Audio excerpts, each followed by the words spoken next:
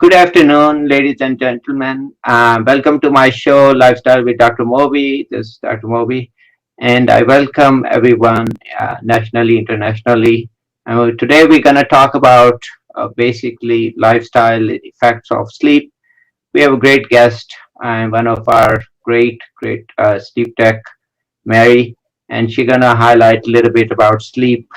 But before we do that, I'd like to point out a few things about diet, sleep, real quick for audience. So sleep is very important part of our overall health. As you can see that we spend one third of our life is in bed, and this is the time where body rejuvenates for next day, and neurochemically as well as physically. So both are very important because then people are tired, exhausted, and if they don't get enough sleep, then they will be having problems next day with concentration or falling asleep or so forth. So pay attention to sleep hygiene, make sure you sleep enough hours, and quality is very important. And if there's a problem with any of the symptoms, snoring, sleepiness, or interrupted sleep, or leg movements, or other problems, make sure see your provider. Make sure you discuss with your provider and see a sleep doctor and get full evaluation. This is for educational purpose only. We want to highlight importance of sleep. As you know, sleep has a lot to do with cardiovascular health. Now we have COVID-19 too, and there's a lot of talk about immunity, and people are having also a lot of nightmares about COVID. I'll talk a little bit later on that. But one of the important components of immunity is sleep, because that gets you all the immune system ready to fight any kind of infections. There was actually study about people sleep less than 4 hours, they are more likely to catch flu infections and or have flu or viral infections. So I assume that also stands true for any viral infection because your immune system is down. So we welcome Mary. Mary, we welcome you to our program. How are you doing? I'm doing well, thank you. Okay, tell us about yourself. What do you do, and what is your experience as a sleep tech or a student? So I am a sleep tech. We did many studies for obstructive sleep apnea, narcolepsy, PLMs, or periodic limb movements, just to make sure you're getting the quality of sleep. And if you have any diagnosis, that's what I screen for. Um, I am also a student. I go to school at BCU. And so I am trying to maintain work and school with healthy sleep as well. Okay, great, great. And one of the important aspects is, making sure we have a proper diagnosis of somebody with sleep disorders. We do sleep studies. So one of the things we'll talk with her is any some of symptoms or some of patients, they come with feeling tired, exhausted, or they could be very sleepy during day. So, what are your experience with people mostly have more problem with concentration, driving, or sleep, or all of the above? Well, sleep has a lot to do with concentration, even your vision. Mhm, So those are definitely symptoms that can lead to a sleep disorder. mhm. I see a lot of my patients that I talk with, they complain of vision issues, lack of concentration in school or at work, which in doesn't do well with their productivity. So we try to catch that, and if they have a sleep diagnosis, once they're diagnosed, they are usually improved. Okay, great. So one of the ways we do sleep studies is we bring them here overnight and we study their brain waves. That tells us whether they're having good architecture wise sleep, or they're waking up a lot or not. And second is if they're having issues with oxygen, so they can stop breathing, which would be like apnea or hypopnea, where there could be partial blockage, or there could be respiratory arousal, so they're waking up throughout the night and then having problems in terms of their um, episodes where their oxygen kind of tanks down, or they have these episodes going. So one of the studies we do is overnight, and the other study we do is a home study, and we talk a little bit on that. And then few disorders, I think, which we like to highlight for people. One, of course, is obstructive sleep apnea, which is more prevalent in men than women. And some of the sign symptoms will be, snoring, sleepiness, fatigue, and some of the screening parameters we look at: if you have BMI over 25, neck size over 17, and if you have you stop breathing at night, blood pressure, atrial fibrillation, congestive heart failure. All those are very important in terms of somebody's evaluation as for sleep disorders. What is your experience? Is it also prevalent in females? I noticed that a lot of our females are older, Mhm, going through menopause. mhm. So I do see a lot of women in that age group, as well as children sometimes come in that don't have their tonsils taken out yet, and they have symptoms as well. Okay, and that is a great point, that in kids it manifests as a little bit different and a lot of relationship to tonsils, and they tend to be very hyperactive, or they have hyperactivity. So it's very important for behavior wise we look at kids, and to make sure that they are fully analyzed and so forth. So other thing, one of things very prevalent also when we talk about kids, teenagers, and young adults is narcolepsy. So tell us a little bit about narcolepsy. So personal experience, I have narcolepsy. I was diagnosed actually as a child with ADD. I was not diagnosed properly. I Mhm. showed a lot of symptoms in school of ADD, unable to concentrate, finish my schoolwork, but it was due to me being so tired I couldn't concentrate. I see Mhm. that a lot in children. It comes in as ADD, ADHD. ADHD. So tell us what was feeling like with narcolepsy. Was that more nightmares at night, or more concentration, or sleepiness, or all? It was everything. I did have nightmares consistently as a child, and still as an adult, I do that today. Um, I was unable to concentrate in school. It seemed almost like a lack of interest, but I was unable to. I could read a passage and unable to tell you exactly what I just read, just because I could not comprehend due to exhaustion. I was just exhausted all the time. Okay, and that is very important, that people think that is being labeled as lazy, or or they have other problems, lack of interest. But actually there could be problems, like you said, there could be problem with getting sleep study or evaluation, and maybe looking for narcolepsy if you have a proper diagnosis, and you go through the night and day study for that. Other things I would like to also point out: was there any sleep paralysis, or? I do have sleep paralysis as well, yes. I will fall asleep and think that I am awake. I Mhm, can see myself in my dreams, and I'm unable to move. mhm. But I think that, or I'll fall asleep, I'm watching a TV show, and I finish the TV show in my dream, and I'll wake up and I never watched the movie. So my dreams are very colorful and vivid and real. So it's very Oh. hard to decipher.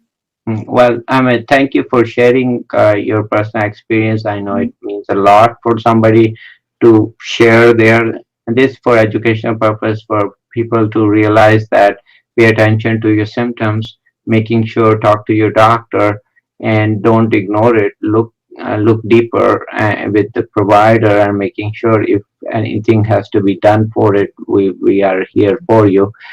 So tell us also about were there any emotions that would make it more bring on these attacks? Yes, stress. If I'm under a lot of stress, I sleep more. Mhm. But if I maintain a healthy sleep schedule, I usually do pretty well. Very well. Okay, great. Okay, so one of the ways we do narcolepsy check is somebody that comes at night when after getting proper history and so forth, we do their overnight study to make sure they sleep enough hour at night. Because if we done the daytime study with it, then you will flunk that study. So the daytime study consists of naps, and those are 4 or 5 naps. We can get answer early sometimes, but if we see, so we're looking at two things in that.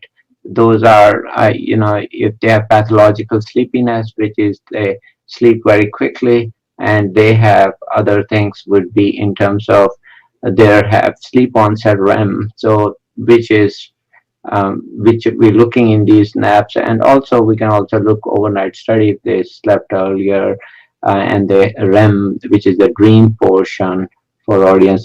So sleep is basically 2/3 non-REM and 1/3 REM, which is dream and non-dream. Vivid dreams, actually, I would say those are simple dreams or versus so forth. So those are important diagnostic things we do to diagnose somebody with narcolepsy. And some of the causes are actually could be viral. Actually, it is very prevalent after flu or flu shot even. And it has genetic basis, so it can run in families. And but luckily, more cases are non-genetic. You can do a genetic test, but it's also positive in normal population. So then, for somebody with narcolepsy, how is any life different after you started treatment? Is it better for you? Do you feel better? It is. Once I started treatment, my GPA went up from C's to straight A's. Oh, Um, great.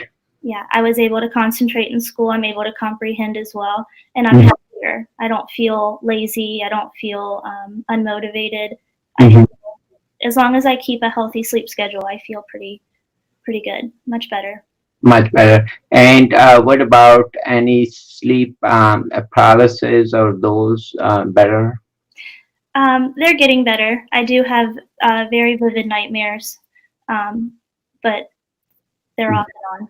They are often. And what about, I think you've mentioned sometimes stress brings, or sometimes being in maybe in a stressful situation, or even that you would have momentarily these attacks. These can happen, right? Yes. So I try to stay as calm as I can.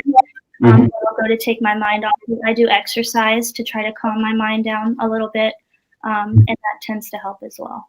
Okay, great. And also, things is that I see that you maintain good, healthy lifestyle. I mean, you pay attention to what you eat and keep yourself healthy. Very good.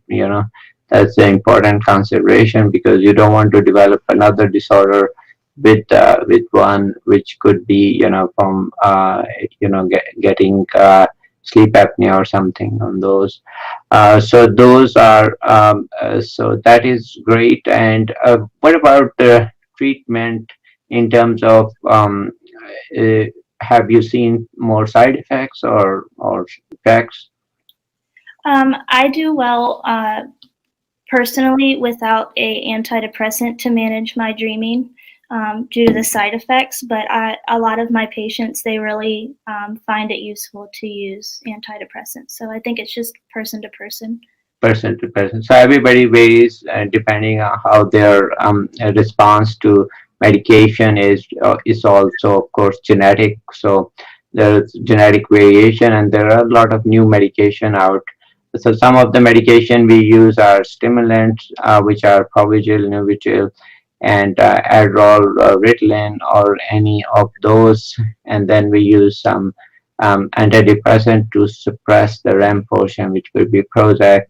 SSRIs, and then we have the new medication out also, and that's a new thing. So hopefully that will help a lot of people with symptoms. Now we have also other medication which are controlled, and you can use those, but they have a lot of side effects. And in terms of you have to take those medication basically in middle of night or so forth. And now about the dosing, what time you prefer taking, noon or morning or both? I spent Both. Okay, and that helps. So the sleep through the night portion has improved too, I assume so. it has, yes. Okay, great. Okay, so that's great. And so tell us then any advice for the sleep patients. You have your experience. I know you work in that field very well. So what do you have for audience to? Just to maintain a healthy sleep schedule, once your body gets used to that and you maintain it, it does a world of difference. Okay. No phone, TV 30 minutes prior to bed, no sugar, and try not to exercise right before you go to bed, and let your body relax, let your mind relax, and again, maintain that healthy sleep schedule, and it truly does make a huge difference. Mhm. Okay, great, great. And now for some of the final tip from my side will be making sure, as you said, pay attention to the sleep hygiene. Make sure to talk to your doctor. Pay attention to diet, and there's also importance of exercise. So walking, actually steps, and is very important. It improves the quality of sleep, and especially you want to do some during day, not very close to your sleep, but if unless you just walk, that is fine, but no stimulating exercises, I would say, because that can really make your sleep problem worse. Other problem is about insomnia. So those are inability to fall asleep or remain asleep, that can be associated with sleep apnea or is a separate disorder. Making sure if you have some stresses in your life, make sure discuss with your psychiatrist, and make sure this is more of problem if it's more than 6 months, because people tend to learn maladaptive way of incorporating their stress into their daily living and night sleep time, so that the boundary which body has for sleep, so when we hit the bedroom, the mind tends to slow down or fall asleep. They're not doing it because they keep on their laptop or computers or whatever, and then this builds on the mechanism for brain to remember the bad ways. So brain is very smart. It's gonna remember good and bad ways both. So it's gonna remember that it's okay to do these things in watch TV in bedroom, but that will cause people to have problem with insomnia. Pay attention. And Mary, it was pleasure talking to you and discussing. Thank you and coming for our show. Oh, you're very welcome. Thank you. Take care, man. You too.